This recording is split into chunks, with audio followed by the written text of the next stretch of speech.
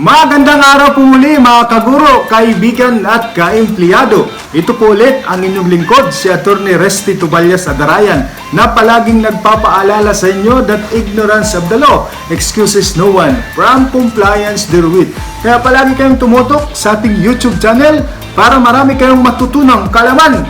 Let's go! Mga kaibigan, sa isang mental hospital, sinuri ng isang doktor kung talagang magaling na ang kanyang mga pasyente.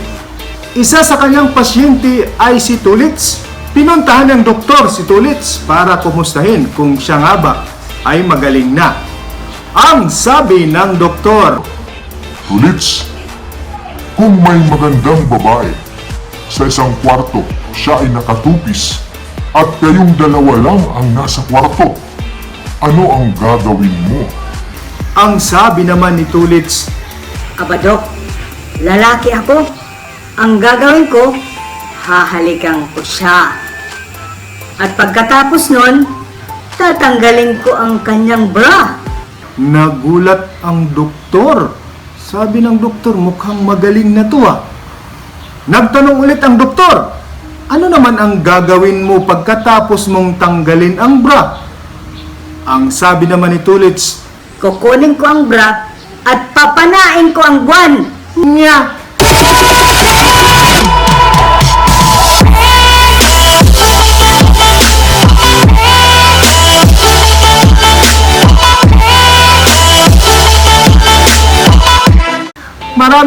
Maraming salamat po mga kaibigan sa patuloy ninyo na panunood at pagsuporta sa ating YouTube channel.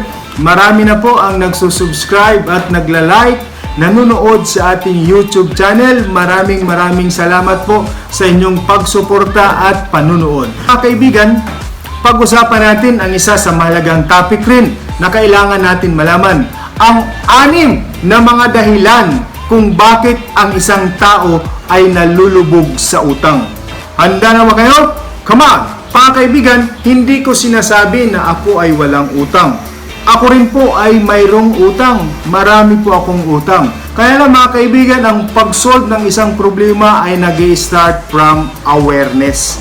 Kailangan aware ka kung ano ang problema mo. Kagaya yan ng pagkakaroon ng sakit. Kailangan alam mo kung ano ang sakit mo para mabigyan ka ng tamang medisina or medication. Ganon din sa pagkakaroon ng utang. Dapat alam natin kung ano yung mga dahilan kung bakit ang isang tao ay nalulubog sa utang. Nang sa ganon, kung aware na tayo sa ating mga pagkukulang, sa ating problema, masusolusyonan na natin yung ating problema. Bakit nga ba nalulubog ang isang tao sa utang? Minsan nag-uugat pa yan doon sa ating ugali. Nabana pa natin mula sa ating mga magulang because of our experiences tungkol sa paghawak ng pera. Minsan humihingi tayo sa ating mga magulang pambili ng ice cream o kaya pambili ng gamit o kaya pambili ng damit, pero sinasabi ng ating mga magulang, wala akong pera. Anong tingin mo sa akin? Tumatay ng pera? Akala mo, pinupulot lang ng pera? Yun ang madalas natin naririnig minsan sa ating mga magulang. Kaya, pinapangako natin sa ating sarili na kapag tayo ay magkaroon ng pera, bibilhin na natin ang gusto nating bilhin.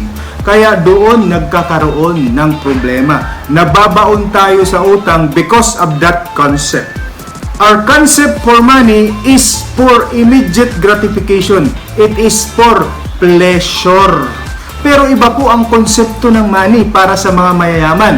Sa mga mayayaman, ang konsepto ng pera ay hindi lamang po for pleasure.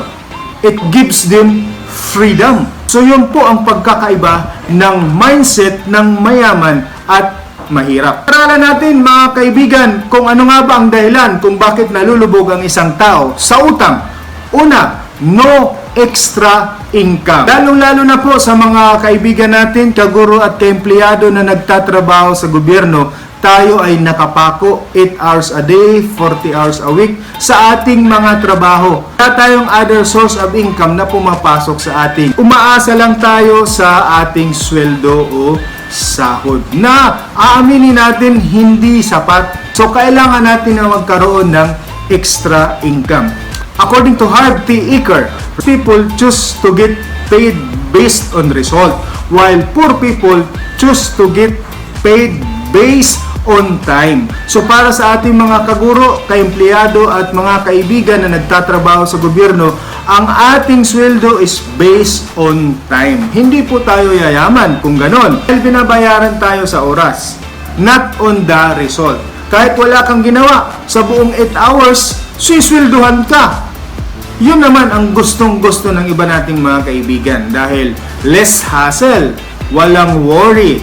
Nakaupo ka lang, after 8 hours, meron kang sweldo.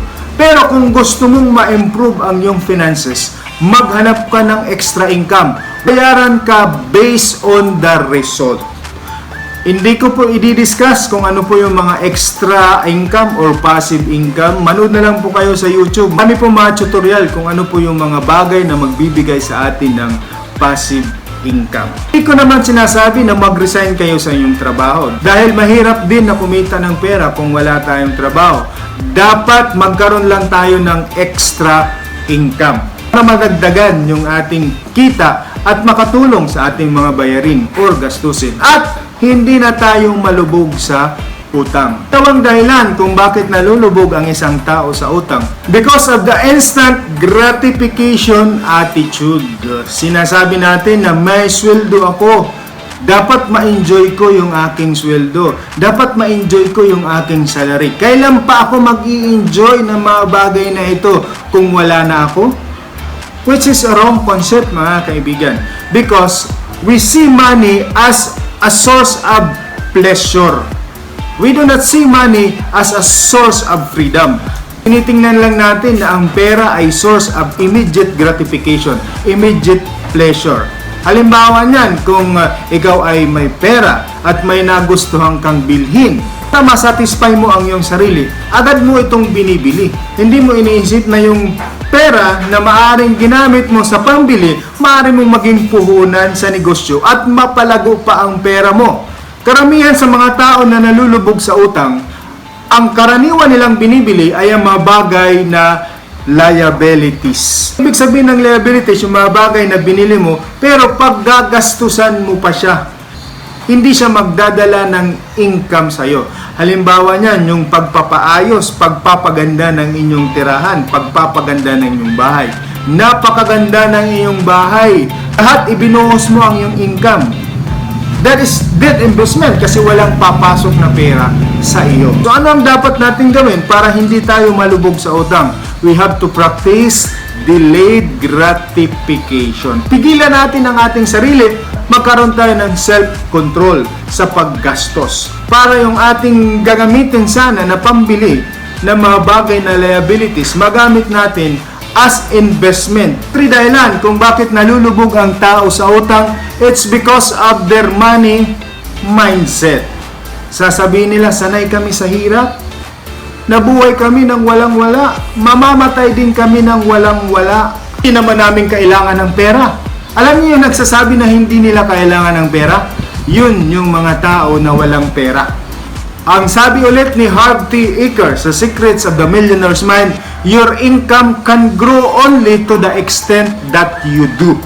So ang income mo ay depende lamang sa iyong pag-iisip at sa iyong ginagawa. Ang sabi ni Bill Gates, hindi kasalanan na ipanganak ka ng mahirap, ngunit ang kasalanan kung ikaw ay mamatay na mahirap. Kasi ibig sabihin, pag mamatay ka ng mahirap, wala kang ginawa sa mundong ito. Change the concept of money, that money is not an instant gratification, that money will not give you an instant pleasure, money will give you freedom. Anong ibig sabihin nun? That money will give you freedom. Kung halimbawa gusto mo mag-travel sa ibang bansa, mayroon kang pera. A matter of seconds or minutes, makakakuha ka ng ticket kung mayroon kang pera. Maaari kang makapaglakbay freely. At kung may gusto ka namang bilhin, maaari mo ding mabili. So that is freedom. Kung gusto magbakasyon, makakapunta ka. That is freedom. Hindi mo yun magagawa. Diba? It is a limitation kung wala kang pera. Pang-apat na paniniwala kung bakit tayo nalulubog sa utang is the belief that money is the root of all evil. Hindi po totoo yan. Ang sabi po sa Biblia, The love of money is the root of all evil, not the money itself. The money itself is not evil. Iba kasi yung pag-iisip natin. Kapag sinabi natin na mayaman, maraming pera, parang nakikita natin na tumutubo yung kanyang sungay sa kanyang ulo. Maling-mali yan. Alam nyo po, yung mayayaman, sila yung pinakamabait, sila yung mga pinaka-humble, sila yung mga pinakamapagbigay na tao sa buong mundo kung nakikilala nyo lang sila. Huwag po tayong magalit sa mga mayayaman. Kasi kung magagalit tayo sa mga mayayaman, hindi tayo magiging mayaman. Paano ka naman magiging mayaman kung ikaw mismo galit ka sa mayaman? Ang sabi naman ng iba, love is more important than money. Well, there is no sense of comparison. Kagaya yan ang pagsasabi na ano bang mas mahalaga, ang kamay o ang iyong mga paa?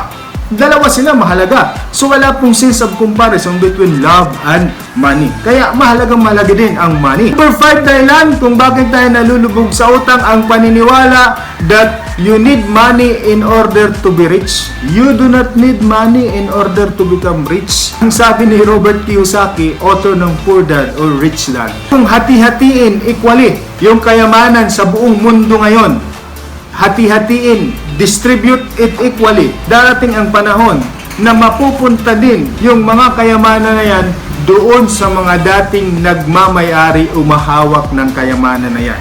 Because, what is the secret? It's not the money that make them rich, it is their mindset. Isang tao na may mindset magaling sa pag-iisip, kahit saan mo siya ilagay, he will prosper. Kahit hindi mo yung bigyan ng pera, he will prosper because he has that mindset. Yung na dahilan kung bakit nalulubog ang tao sa utang is that lack of control or discipline on expenses. Spending more than what you earn. Yun po yung dahilan ng pagkakalubog ng utang. Gumagastos tayo more than what we earn. Meron daw kwento na ganito. Ang anak, kapapasok lang sa Department of Education. Sabi ng kanyang tatay, anak, ibili mo naman ako ng motorsiklo.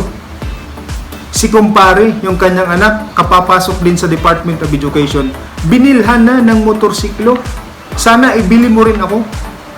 At syempre, hindi naman yan matatanggihan ng anak. So mangungutang si anak, si teacher, at ibibigay kay tatay yung bagong motorsiklo. So doon magsisimulang mababaon sa utang si teacher.